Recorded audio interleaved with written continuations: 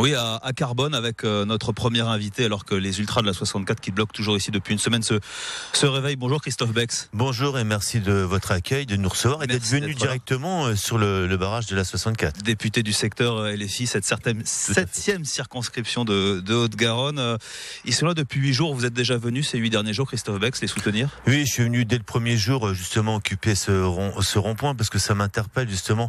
Nous, ça fait 5 mois qu'on avait alerté la ministre dès le mois de juillet, dès qu'il y a eu le premier cas en Savoie. Une de mes collègues, Manon Meunier, était allée auprès de l'éleveur et on avait élaboré un protocole, c'est-à-dire qu'on avait déjà travaillé sur ce sujet-là, sur la dermatose, et on avait soumis ce protocole à la ministre, et on voit que ce protocole a été repris justement par les organisations syndicales. Trop tard, selon vous? Disons qu'il y a un manque d'impréparation. Je veux dire, quand on est face à une épidémie, et je pense que cette épidémie, il y en aura d'autres, il fallait mettre en place directement ce protocole, c'est-à-dire éliminer les bêtes qui sont malades et protéger celles qui ne sont pas malades, c'est-à-dire avec quarantaine et vaccination massive. Là, on abat tout un troupeau. Dès qu'il y a un cas aujourd'hui, 400 000 doses de vaccins qui sont arrivées. Est-ce qu'enfin, ça va dans le bon sens, cette politique du gouvernement? Alors, il y a un infléchissement, on peut dire, mais 400 000 doses, il y a 17 millions de bovins en France. Il faut faire une vaccination massive. Et ce qu'on peut reprocher, c'est qu'on n'a pas anticipé, pas prévu, pas planifié. Et que là, ils espèrent avoir 1 million de vaccins, mais sauf que les vaccins, ils viennent des Pays-Bas. Donc là, il y a déjà un problème qu'on fabrique pas nos vaccins, et il aurait fallu plus anticiper et non pas être dans la crise. À chaque fois, le gouvernement réagit quand il y a une crise, quand les gens se mobilisent. Il faut anticiper parce que ce genre d'épidémie, il y en a déjà eu, il y en aura d'autres dans les mois et dans les années qui viennent. Il n'y a pas de nouveaux cas officiels ces dernières heures, sauf si vous nous donnez une information ce matin. Est-ce que ça veut dire qu'on voit le bout du tunnel ou pas? On peut s'en féliciter déjà qu'il n'y a pas de nouveaux cas, mais justement c'est l'occasion, quand il y a une crise agricole, de travailler sur pourquoi les gens sont mobilisés, parce qu'il n'y a pas que l'histoire de la dermatose, il y a aussi le revenu agricole. Le revenu agricole, la place de l'agro-industrie, la place de la grande distribution. Comment on fait pour être éleveur ou agriculteur dans ce pays et pouvoir vivre tout simplement de son travail? C'est ça la question centrale. Et on voit qu'actuellement il y avait les négociations sur le Mercosur au niveau européen, que ça a été repoussé, mais c'est un combat à mener.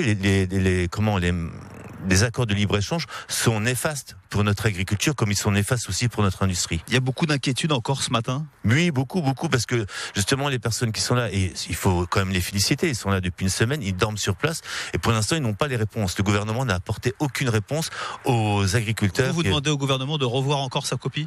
Bien sûr qu'on demande déjà une vaccination massive, je veux dire, respecter le protocole qui a été fait, qu'on a alerté dès le mois de juillet et qui a été repris par les organisations syndicales agricoles. Je pense que le gouvernement doit dialoguer au plus près avec ceux qui sont concernés, c'est-à-dire les éleveurs, les agriculteurs. Vous avez pris votre part de responsabilité en tant que député de la France Insoumise, de l'Assemblée nationale et de la circonscription? Après, c'est normal que dès qu'il y a des gens qui sont en mobilisation, alors que ce soit des agriculteurs, que ce soit des parents d'élèves qui se battent pour une classe qui va fermer, que ce soit des infirmiers ou des personnes de santé qui se battent pour que les urgences fonctionnent à mieux. Je suis partout là où il y a des gens qui se battent tout simplement pour revendiquer des meilleures conditions de travail et des revenus. On a l'impression que le gouvernement, pour l'instant, ne bouge pas, continue dans sa politique, qui a fait ses preuves en Savoie. Oui. Là où la crise a démarré. Oui, mais en Savoie, c'était un autre cas, mais nous, ce qu'on préconisait, c'était la vaccination. Parce qu'il y a eu 110 cas depuis, je veux dire, il y a eu la Savoie, il y a eu le Doubs, mais il y a 110 cas qui ont été détectés partout en France, et que dès ce moment-là, dès le mois de juillet, au moins la ministre aurait pu rentrer en dialogue et non pas être en réaction. C'est ça qu'on reproche à la ministre, et on voit bien que c'est le Premier ministre qui a repris l'affaire en main.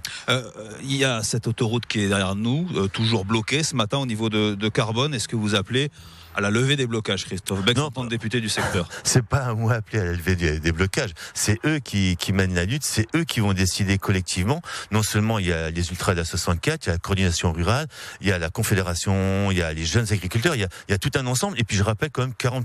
Il y a des centaines de milliers de Français dans la région qui soutiennent les agriculteurs, mais pas forcément les blocages. Oui, alors parce que quand on parle d'agriculture, on parle d'alimentation, et tout le monde est concerné parce que tout le monde mange. Et moi, j'appelle la population à s'intéresser à ce qui se passe ici, à venir en soutien, c'est ce qui est déjà prenant, mais que ce problème est central dans notre vie de tous les jours, parce que manger de bons aliments, il en va de notre santé. Et si on veut réduire justement les dépenses de sécurité sociale, ça va aussi par une bonne alimentation. Et les accords de libre-échange vont à l'inverse, justement, avoir de la mauvaise bouffe. Et c'est une concurrence déloyale vis-à-vis de nos producteurs locaux. Vous l'avez évoqué, le Mercosur, avec cet accord qui est reporté. Ça a été annoncé hier soir. Emmanuel Macron qui a réussi à arracher un report avec l'Italie, reporter ces négociations au mois de janvier. Merci beaucoup, Christophe Bex. Je vous remercie merci de m'avoir laissé quelques minutes pour m'exprimer sur ce sujet qui est prégnant et central pour la vie des Français et des Françaises. Député de la France Insoumise et de la 7e circonscription donc de Haute-Garonne ici.